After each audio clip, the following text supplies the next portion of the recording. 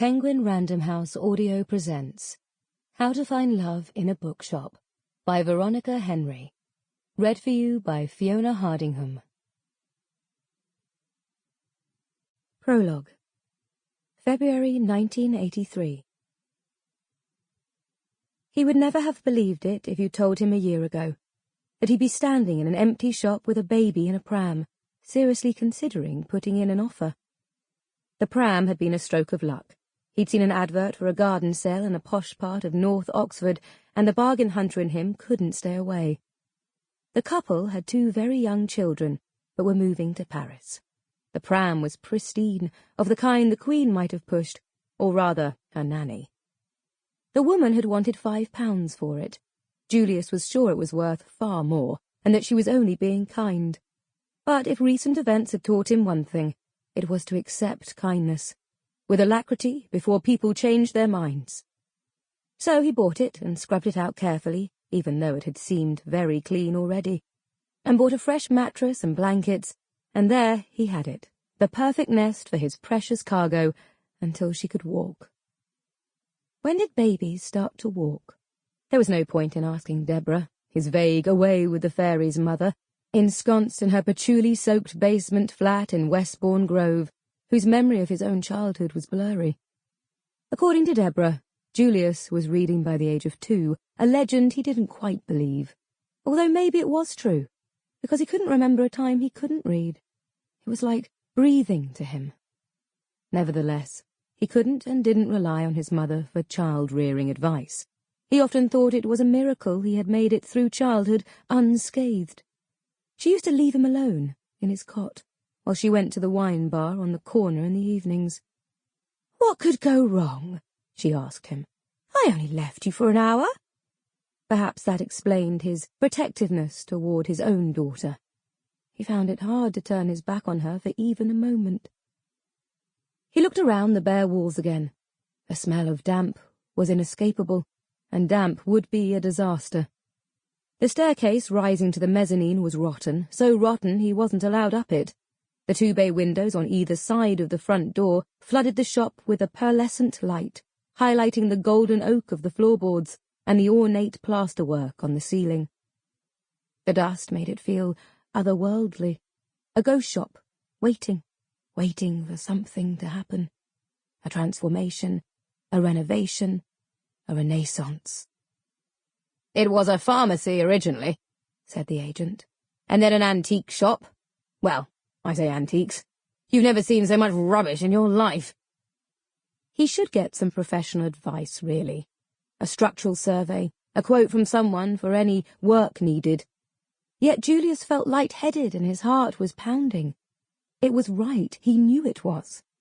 The 2 floors above were ideal for him and the baby to live in. Over the shop. The bookshop. His search had begun 3 weeks earlier, when he had decided that he needed to take positive action if he and his daughter were going to have any semblance of a normal life together. He had looked at his experience, his potential, his assets, and the practicalities of being a single father, and decided there was really only one option open to him. He'd gone to the library, put a copy of the Yellow Pages on the table, and next to it a detailed map of the county. He drew a circle around Oxford with a 15-mile radius, wondering what it would be like to live in Christmas Common, or Ducklington, or Goosey. They sounded straight out of Beatrix Potter. Then he worked through all the bookshops listed and put a cross through the towns they were in. He looked at the remaining towns, the ones without a bookshop at all. There were half a dozen. He made a list and then, over the next few days, visited each one, travelling by a complicated timetable of buses. The first 3 had been soulless and dreary, and he was so discouraged he'd almost given up on his idea, but something about the name Peasebrook pleased him. So he decided to try one more town before relinquishing his fantasy. Peasebrook was in the middle of the Cotswolds, on the outer perimeter of the circle he had drawn, as far out as he wanted to go. He got off the bus and looked up the high street.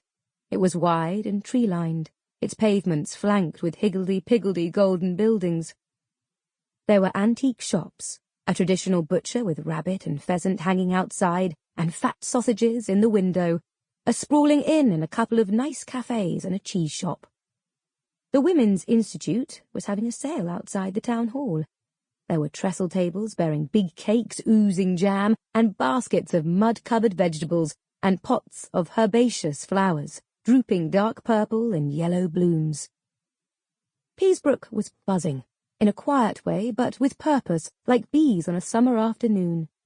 People stopped in the street and talked to each other. The cafes looked pleasingly full.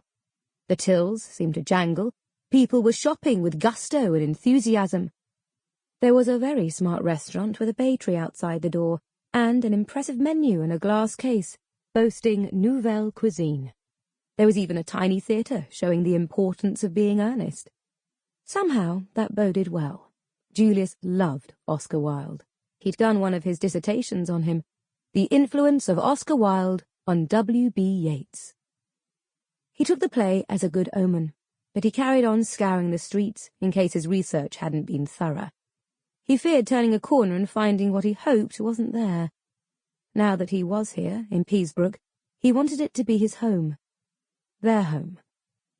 It was a mystery, though, why there was no bookshop in such an appealing place. After all, a town without a bookshop was a town without a heart. Julius imagined each person he passed as a potential customer. He could picture them all, crowding in, asking his advice, him sliding their purchases into a bag, getting to know their likes and dislikes, putting a book aside for a particular customer, knowing it would be just up their alley. Watching them browse, watching the joy of them discovering a new author, a new world. Would the vendor take a cheeky offer? He asked the estate agent, who shrugged. You can ask. It needs a lot of work. That has been taken into consideration. Julius named his price. It's my best and only offer. I can't afford any more. When Julius signed the contract 4 weeks later, he couldn't help but be amazed. Here he was, alone in the world. Well, there was his mother, but she was as much use as a chocolate teapot. But for a baby and a bookshop. And as that very baby reached out her starfish hand, he gave her his finger to hold and thought, what an extraordinary position to be in. Fate was peculiar, indeed. What if he hadn't looked up at that very moment, nearly 2 years ago now?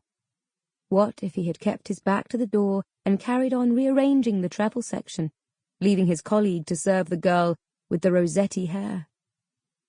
And 6 months later, after weeks of dust and grime and sawing and sweeping and painting, and several eye-watering bills, and a few moments of sheer panic, and any number of deliveries, the sign outside the shop was rehung, painted in navy and gold, proclaiming Nightingale Books. There had been no room to write purveyors of reading matter to the discerning, but that was what he was. A bookseller. A bookseller of the very best kind. Chapter 1. 32 years later. What do you do while you're waiting for someone to die? Literally, sitting next to them in a plastic armchair that isn't the right shape for anyone's bottom, waiting for them to draw their last breath because there is no more hope. Nothing seemed appropriate. There was a room down the corridor for watching TV, but that seemed callous. And anyway, Emilia wasn't really a TV person. She didn't knit or do needlepoint or Sudoku. She didn't want to listen to music for fear of disturbing him. Even the best earphones leak a certain timpani. Irritating on a train, probably even more so on your deathbed. She didn't want to surf the internet on her phone. That seemed the ultimate in 21st century rudeness. And there wasn't a single book on the planet that could hold her attention right now. So she sat next to his bed and dozed. And every now and then she started awake with a bolt of fear, in case she might have missed the moment. Then she would hold his hand for a few minutes. It was dry and cool and lay motionless in her clasp. Eventually it grew heavy and made her sad. So she laid it back on the top of the sheet. Then she would doze off again. From time to time the nurses brought her hot chocolate, although that was a misnomer. It was not hot, but tepid, and Emilia was fed. Sample complete. Ready to continue?